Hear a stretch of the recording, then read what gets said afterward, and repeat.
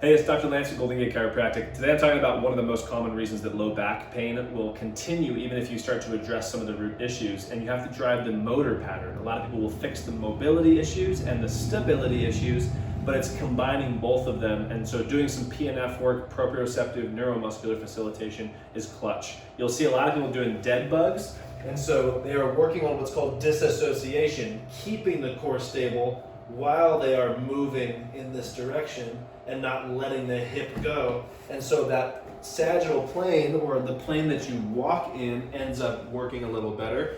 But a lot of people don't realize how much rotation actually matters, because when we are walking, it's not simply straight forward and back. We have spirals in our body, and so allowing that rotation from the hip is crucial. So I'm going to show a quick and easy exercise you can do.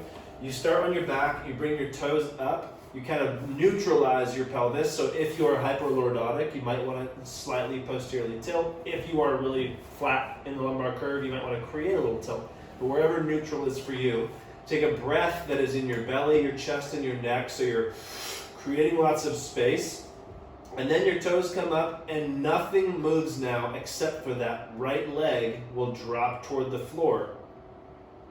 You continue to breathe, so you're not holding your breath, and then you bring it back up. And if you can go 3 seconds down, 1, 2, 3, 1, 2, 3. Do that 10 times, then the opposite side. 1, 2, 3, 1, 2, 3. Do that 10 times. You can repeat 3 times. You might need to get a rest for the ankles because those muscles will get tired. But what I often see is people, when they try to do this, their whole back will go.